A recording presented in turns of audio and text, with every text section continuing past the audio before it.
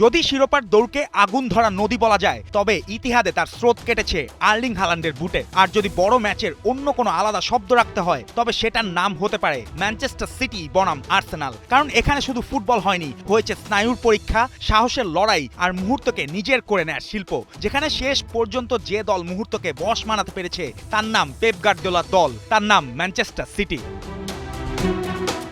শুরুতেই সিটি খেলেছে যেন খাঁচা ভাঙা ঝড়। হালান্ডের প্রেসে কেঁপে ওঠেন রায়া, আর কয়েক সেকেন্ড পরেই পোস্ট বাঁচায় আর্সেনালকে। প্রথম 5 মিনিটেই পরিষ্কার এটা ধৈর্যের ম্যাচ নয়, এটা আঘাতের match without any mercy.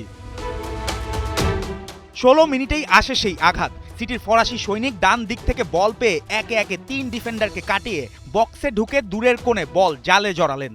An absolute art and the name of the artist is Rayan Cherki. মৌসুম সেরা গোলের আলোচনায় জায়গা করে নেওয়ার মতো একক নৈপুণ্যে ইতিহাদকে উন্মাদনায় ভাসান এই ফরাসি তারকা।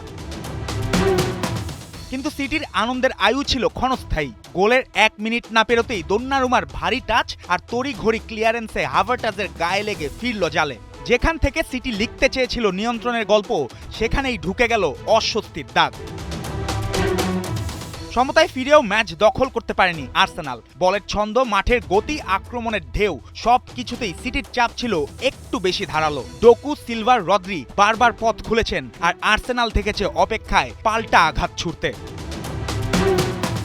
শেষ কথা অবশ্য বড় মঞ্চের বড় অভিনেতারাই বলেন। 65 মিনিটে ওরাইলি আর ডোকুর সূক্ষ্ম সমন্বয়ের পর বল এসে পড়ে হালান্ডের সামনে। সেখানে আর দ্বিতীয়বার ভাবেননি এই নরওয়েজিয়ান। ফেব্রুয়ারির পর প্রথম প্রিমিয়ার লিগ গোল, আর সেটি শিরোপার সমীকরণ উল্টে দেওয়ার মতো এক আঘাত। প্রতিশোধও যেন এমনই হয়, নিঃশব্দে কিন্তু নির্মমভাবে, একেবারে ওস্তাদের মাইর শেষ রাতে।